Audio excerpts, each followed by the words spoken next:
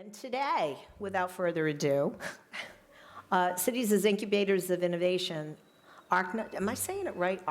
Archna Sahay.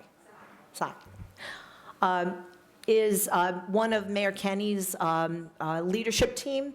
She is the Director of Entrepreneurial Investment in the City of Philadelphia. She thinks big thoughts. She builds big dreams, and she's you weren't here for this, but last week I talked about having worked in city government for 7 years, and I can still feel the bruise on the side of my head from banging it against some of those walls. So this is a woman of courage, in addition to a woman of ideas and innovation.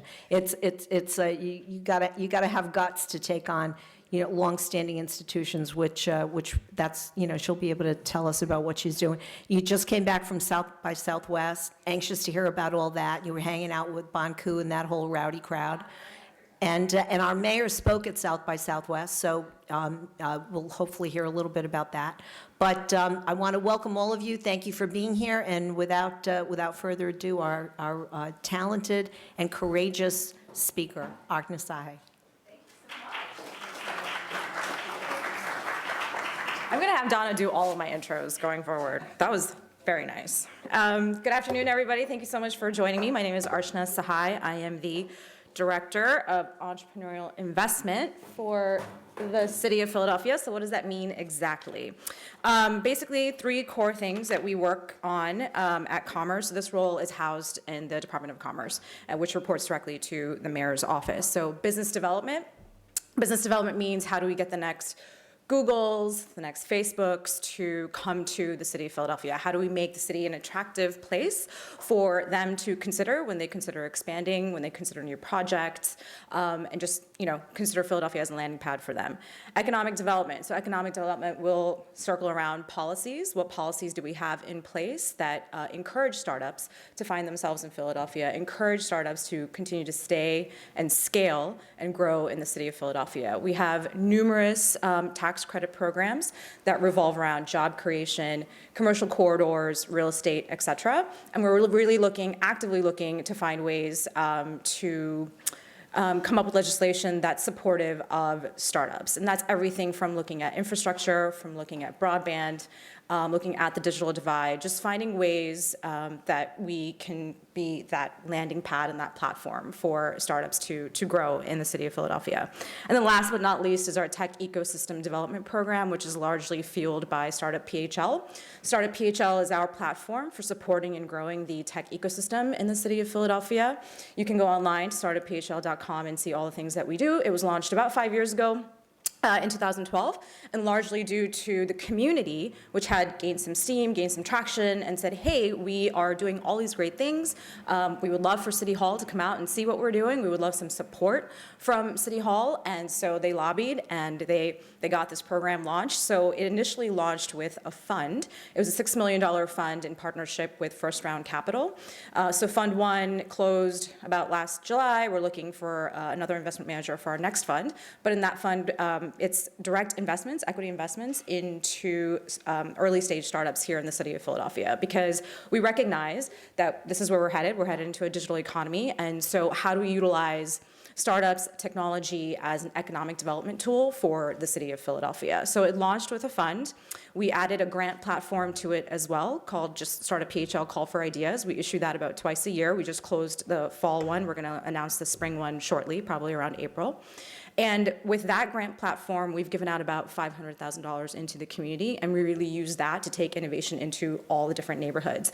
And that's not operating capital, but it's really to support entrepreneurship, to find ways to encourage our youth, encourage our underserved populations to really get in on this action. So some organizations that you might be familiar with, Coded by Kids, has received a grant from us. They teach inner city youth in the rec centers and the libraries how to code. Tech Girls, another great organization, they've taken the grant to do things like summer boot camps for middle-aged schoolgirls and teach them about entrepreneurship, take them through an entire pitch day with like pitching to VCs. It's a great program. So we're really happy to see our community responding to that. And because of them, we also went from doing it once a year to doing it twice a year. And all of this has served to build a connective tissue and build out an ecosystem that we can then take to places like South by Southwest. We went last year, and we went again this year, and this time we were very, very fortunate to have Mayor Kenny with us, who was invited by the U.S. Conference of Mayors to speak on a panel regarding immigration, so building bridges when others are building walls, and he was a rock star. If anybody would like to, you can go online and you can check out his panel. He was amazing. So we were very excited to have him there. And why things like South by matter is because, again, from an economic development perspective, South by produces over $300 million worth of economic benefit for the city of Austin in the course of 10 days. So we are really interested in learning best practices, everything from that to how do we support startups here in the city of Philadelphia, just to reinvest back into our community. So for the purposes of this talk, we are going to break it out. Why cities? Why are we talking about cities anyways? Why tech innovation specifically? The future is here, and then we're just going to end with case studies. We're really just talking about what I think we should be focusing on and where I believe a lot of these technologies will probably scale and get produced. So why cities? Well, it's the reurbanization. It's the reurbanization of all major cities. It's the reurbanization of Philadelphia. Philadelphia has started to see its population increase after decades of decline. And our population is increasing primarily due to our millennial population. So some of you may or may not know, Philadelphia has one of the highest concentrations of higher ed institutions, even more so than Boston. So in the region, we boast over 100 colleges and universities. So at any given time, in the region, you will have 450,000 students. In the city of Philadelphia, you will have over 150,000 students. So the retention of this population is really, really interesting to us. We were retaining about 20%, and as of late, we've started retaining close to 40 or 50%. And I think you can see the impact of that in the community, everything from the pop-up gardens to just the recreational activities that you see around the city. It's just changed dramatically, even in the last 5 years. So when we consider these urban populations and you think about, the energy, the students that are starting startups, Warby Parker, I'm sure everyone is familiar, launched off of Penn's campus. 5 years ago, it's doubtful that we would have been able to keep them, and we didn't. They ended up going up to New York City. Now I'm very confident to say that if we had another Warby Parker pop up from Jefferson or Penn or Temple, that we have enough of an ecosystem and enough of a connective tissue that we would have a fighting chance of keeping them in the city of Philadelphia. So Philadelphia, again, it's going to be a bit of a sales pitch because I'm biased. It's Philly. We are at the heart of this mega region. Boston is not on this slide, but if you just imagine Washington all the way up to Boston, the economic output of this particular region is about 3.75 trillion, which, if it was its own country, would be larger than Germany. So it would be US, China, Japan, this particular region, and then Germany. So why is that important, and what does that mean? For a startup, you have access to capital, you have access to customers, and you have access to talent along this particular 95 corridor. And in Philadelphia specifically, you have one of the best lifestyles that you could possibly imagine. I think so. Between DC and Boston, when you consider the real estate prices, when you consider the cost of living, and also when you consider for a startup, you just want your investment to go that much farther. And even as an investor, your capital goes a lot much farther when you invest in startups that are based in the city of Philadelphia.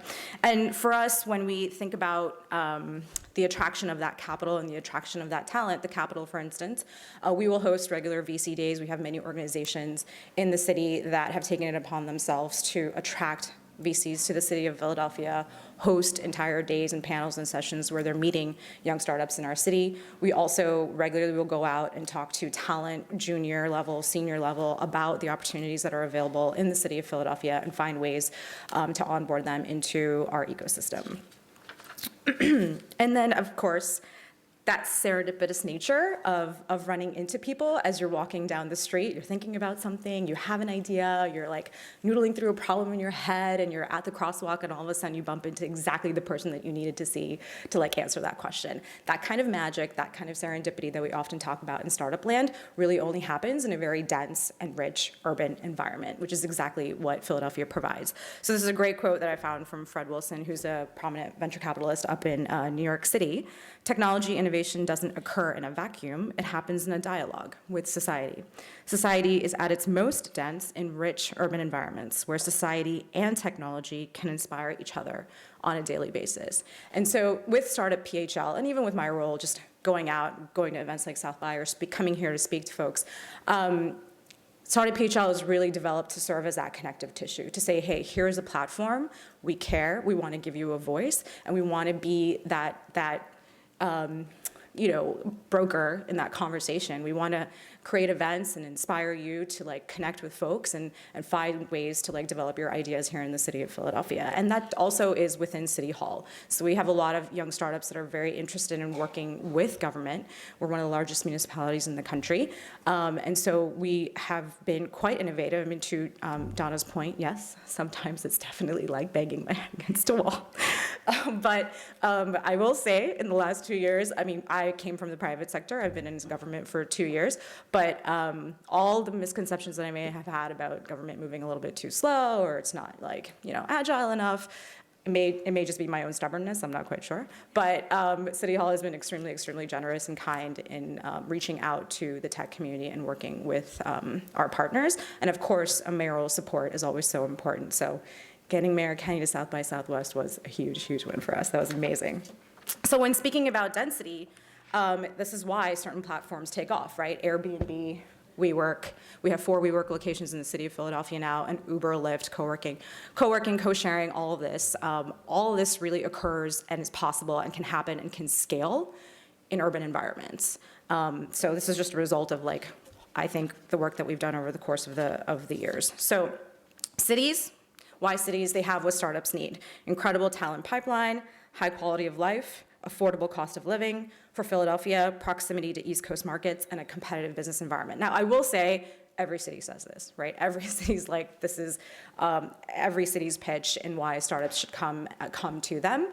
But I think with Philadelphia, as we've shown, like being at the heart of this mega region, there's a lot going on here. But what is our competitive advantage as a market? And I think this is an audience that can absolutely understand that. We are an eds and meds city. So Jefferson is right at the intersection of that conversation. The work that Bon Ku and his team are doing at Jeff Design is right at the intersection of that conversation. Government is also a big industry in our town, as well as manufacturing. So we are looking to see how we can continue to support this type of energy, not just like currently that exists, but also in future generations. So advanced manufacturing is something we'll talk about a little bit more later that I'm very interested in seeing develop further in a city like Philadelphia, primarily because we have a legacy of it. We have the infrastructure for it. We have the talent for it, senior talent for it, and we have a young talent that has gotten really comfortable using things like 3D printers. And so how do we harness that, make those connections, and build the next great 3D printer that can like build an entire house, which exists, that actually exists, which is insane to me. But that's crazy, like that's great. I would love to see that in the city of Philadelphia. But why tech innovation specifically? And this is actually our trade show booth from last year when we were at South by, so it's just a shameless plug for our activity. So why tech innovation specifically? Because everything is tech enabled, right? You're on your phone, you're on your laptop, this is being live streamed, we're on Facebook, like we're just connected 24/7, whether you like it or not. And I'm a big analog person. Like I still write things down. If I don't write it down, I'm not gonna remember it. But the world is just tech. This is where we're headed. And so it behooves all of us, especially municipalities that are responsible for citizens, responsible for our most vulnerable, to make sure that we are at the forefront of these conversations and we are balancing out the needs of our citizens as well as the wants of our citizens, and we're ready for what's around the corner. And more importantly, this number, 4.9x. So for those who may not be familiar, basically we say 5x. This is the multiplier effect of a tech job. So what does that mean? When I create one tech job in the city of Philadelphia, over the course of 10 years, that one tech job is gonna spin out 5 others. It could be another tech job, it could be a service job, it could be whatever, but it's going to spin out 5 more jobs. That's a powerful, powerful multiplier, especially in a city, especially like Philadelphia. So Enrico Moretti is a professor from Berkeley who published this paper a number of years ago, and it's something that we cite quite often.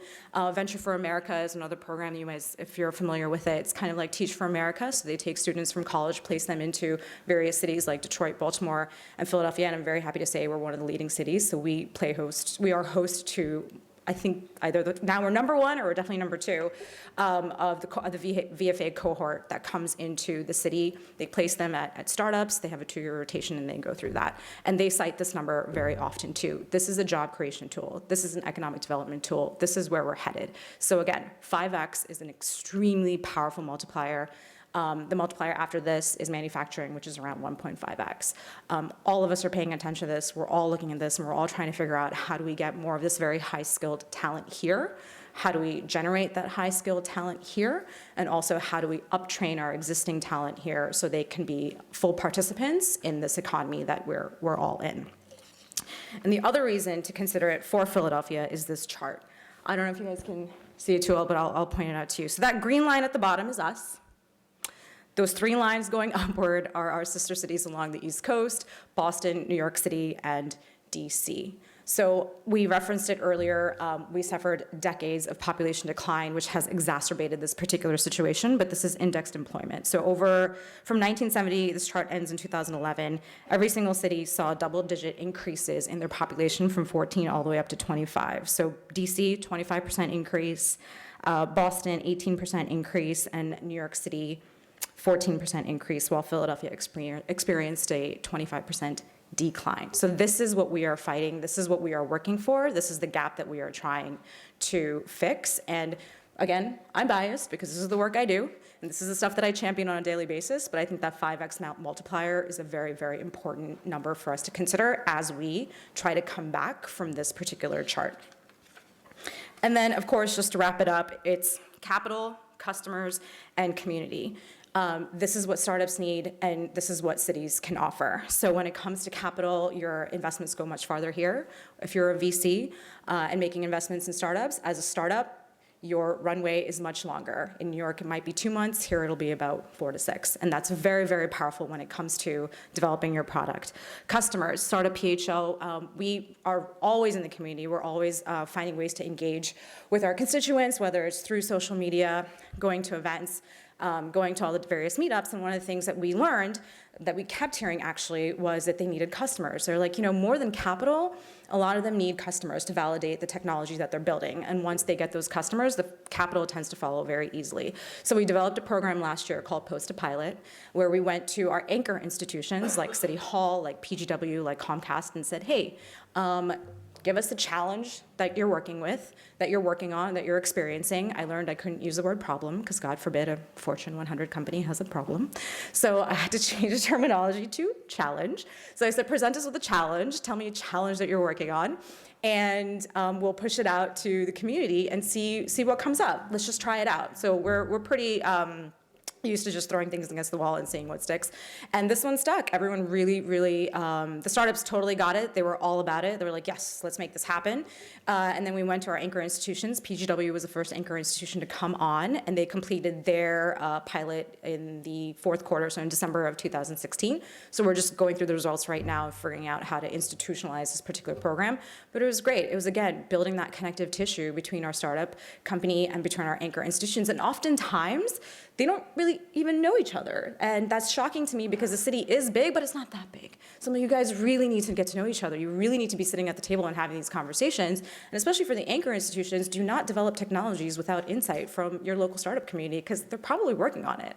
So, invest locally, buy locally, right? So invest in your local startups, see what they're working on, and see how you can benefit from that. And of course, for the startups, it's a no-brainer because they want access to that data, they want access to that talent, and definitely to be able to say, hey, we piloted with the city of Philadelphia or PGW or whatever, it's a huge win for them. And then community. Whether it's as director or overseeing Startup PHL, supporting our wonderful institutions like Jeff Design at South by Southwest, they did a great job. Good job, on. Mayor had a great time. All of that matters. FaceTime matters. It matters to be out in the community. It matters that we're on social. It matters that we have a mayor and an administration that get it and are very supportive and try to be as supportive as possible.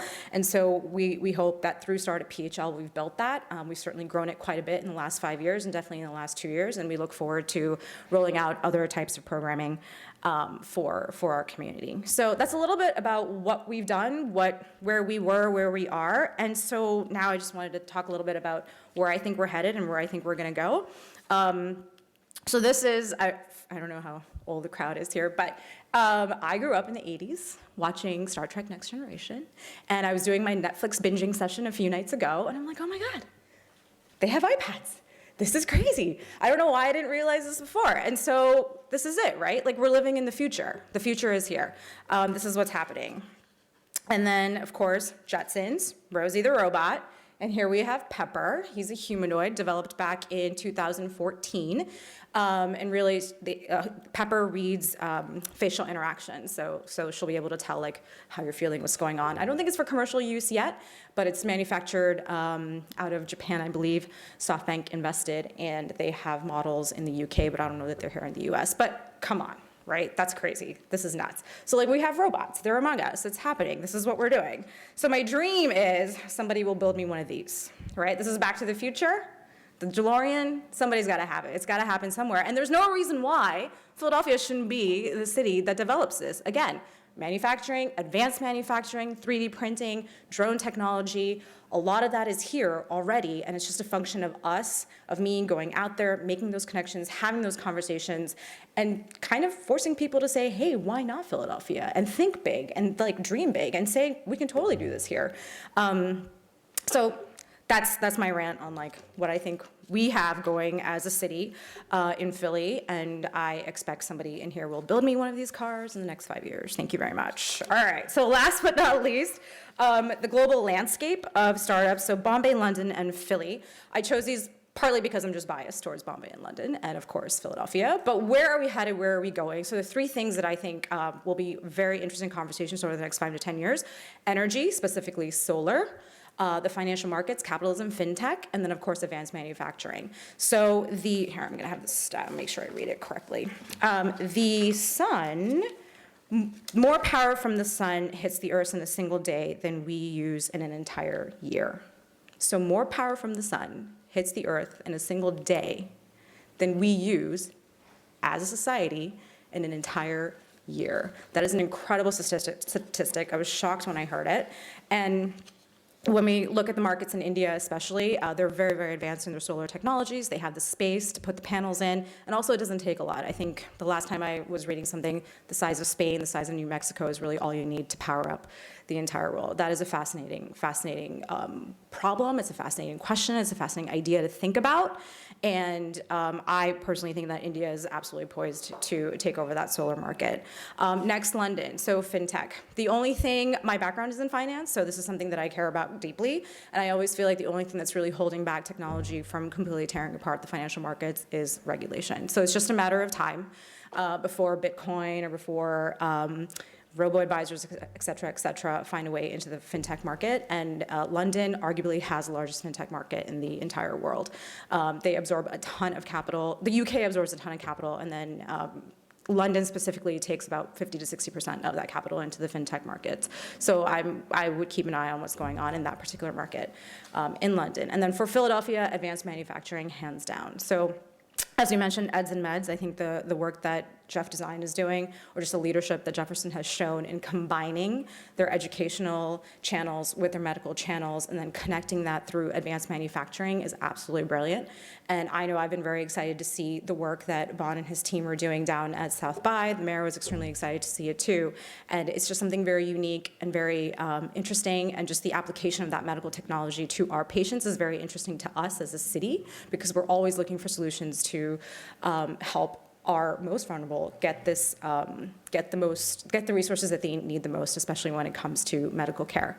So advanced manufacturing for sure in Philadelphia. We have tons of space in North Philly. We have tons of infrastructure that is sitting there that we had as the workshop of the world many, many years ago. So it's just a matter of time before we ramp that back up and kind of own the market when it comes to advanced manufacturing.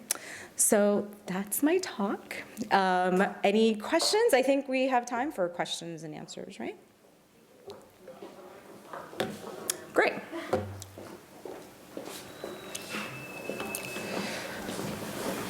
So the power of personal privilege is the person with the microphone. So tell us a little bit about the transition from what you were doing before this Sure.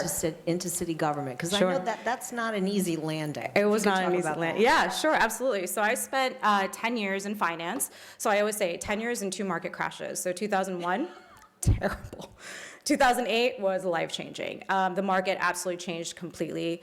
And if there was, I'll be very frank about it, if there was some level of gender equality prior to 2008, it basically disappeared in finance after 2008. It was just a very, very tough environment to be in. And so you start thinking, you're like, what kind of an impact am I trying to have? What kind of a career am I trying to build? And I, at that time, was really interested in women in venture. Like, how do you find yourself in venture capital? Like, how does that even work? To the other side of things of microfinance. So coming from India, I was born in India and I came here when I was 5. The notion of economic equalities, financial equality is really, really important to me. And so just looking at all these things, I'm like, how can I take this and just be more impactful with the skill set that I have? I love finance. I think it's a wonderful industry. And so through mentorship and advisorship and a lot of soul searching, one of my mentors recommended this particular role. It was very serendipitous that it happened when it did. I left Morgan Stanley at the end of September. I didn't have anything lined up. And within 2 months, this job opened up. I interviewed, and I started in January of 2015, and it's been an amazing, amazing experience. I really didn't think it was really going to turn out the way it did, but it's been wonderful. The best part about the job is the impact that I can have on the local community. So even for me, as I'm walking down the street, I run into somebody. We were talking on the phone earlier that day, and we just happened to have like an impromptu conversation right there on the street. And that is just something that's really magical about city government. So I would encourage everybody, at some point, if you have it, if you can do a sabbatical, take 6 months, a year, 2 years, work in city government. It's been an incredible experience. Hi, Hi. I'm Martha. I'm from the Center for Teaching and Learning here at Jefferson.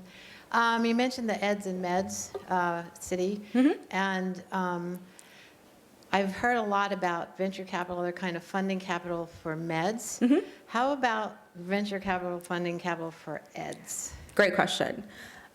So Penn, I hope I can say that, has a wonderful program at the Graduate School of Education, and they actually have an accelerator incubator program.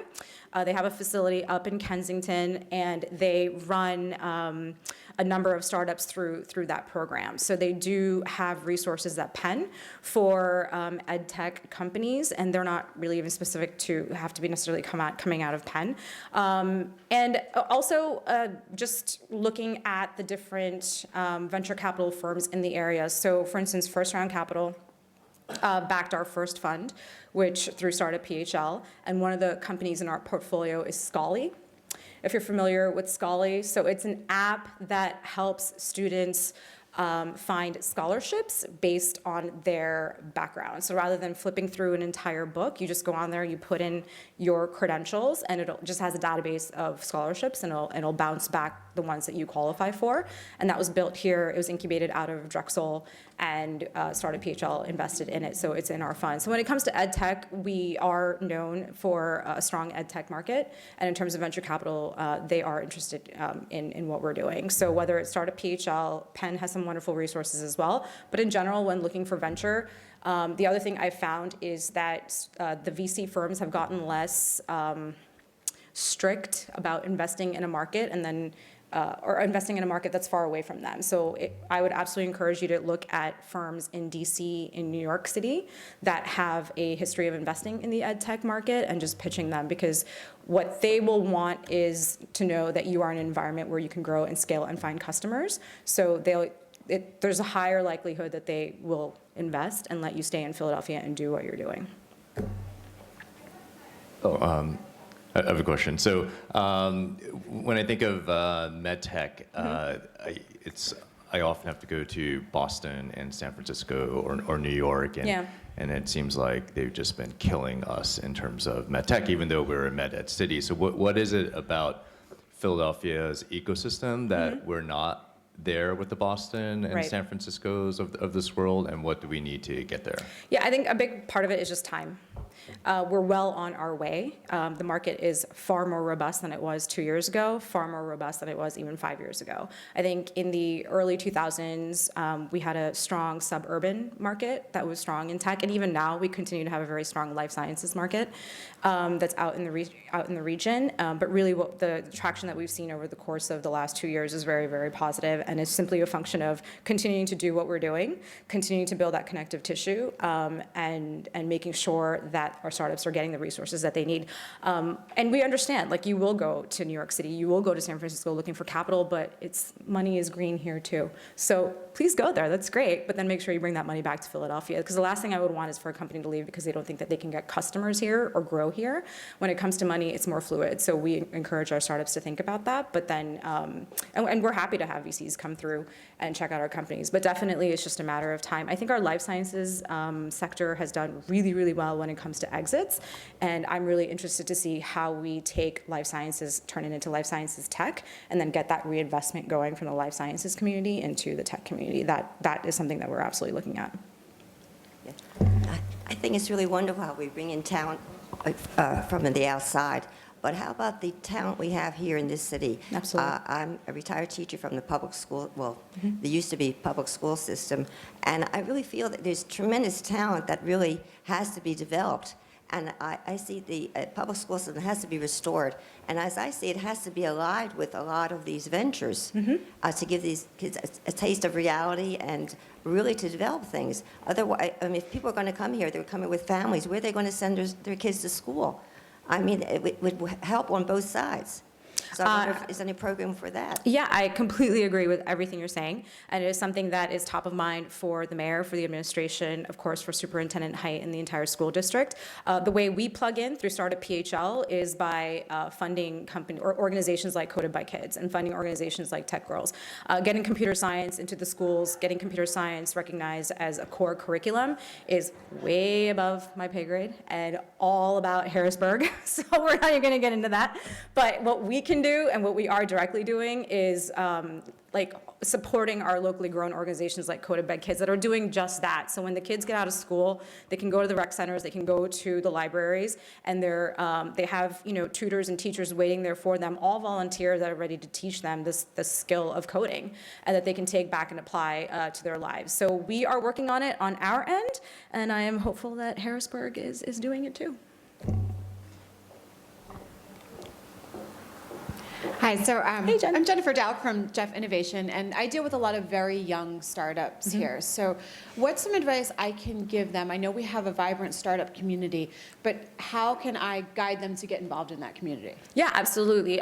Great question. And there are multiple pathways actually to get involved. Startup PHL is definitely one of them. So when you go onto our website, you will see a list of events that are available throughout the entire ecosystem, all the way from West Philly down to Old City, North Philly, et cetera.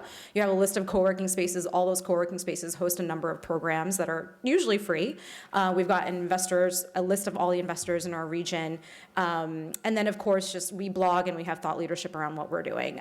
Philly Startup Leaders is another great organization, one of the most active, oldest organizations in the city. There are regular meetups happening. Again, anecdotally, 2 years ago, there was probably like 1 or 2 events happening in the course of a week, and now every night there's something going on. So I would encourage them to check out their meetups. If they're in universities, most of the universities have entrepreneurship programs now too. So I know Drexel, Chuck Sacco is doing a great job of pushing out emails on a weekly basis. Penn also, Jill Annick, she pushes out emails on a weekly basis. We push out information too. So just get on those lists and just get out into the community. We're very nice. We're really, really nice. You spoke about the industries that were once culturalized to Philadelphia. Yep. And the one that comes to mind is the clothing industry. Textiles. Textile. And Philadelphia is now the old Textile Institute, which was a phenomenal place years ago. That's now part of us. And also, we have the schools named for a man who's done very well with textiles. And he had to know what he was doing. Right. So that put together, Lower Frankfurt was totally textile. You know, I was a kid up there, and then during the war, it was uniforms and parachutes. And it's since moved away.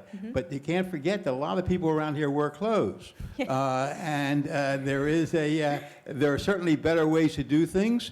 Just last night, I noticed that Walmart was advertising they want to make things here that they've been selling from being brought in from other countries. Wow. I thought that was It's very interesting. advancing, and I was wondering why we aren't pushing toward reestablishing the old Frankfurt, Kensington textile industry. That is a great question, and I don't know that I have the exact answer for you on that, but I will definitely find out what is happening in that stretch of the corridor. But again, I will say through our lens and through our program as Startup PHL, one of the organizations that we have funded is a fashion incubator that is housed at the Macy's. And to your point of textiles, we absolutely recognize that that is an important aspect of our history as well as our industry here in Philadelphia. So we have sponsored that particular incubator, and we've also given a grant to the Refugee Women's Textile Group, and that's our refugee women who are here with that particular skill set and building their financial lives, economic lives around that particular trade. So that's our small way of contributing to it, but I will find out for you what else is happening. Anybody else have any final questions? I think we have time for one more, and then we can kind of hang around and eat and chat, or chew and chat. Anybody else? Thank you so much. Oh, thank you. What a great presentation. This was wonderful.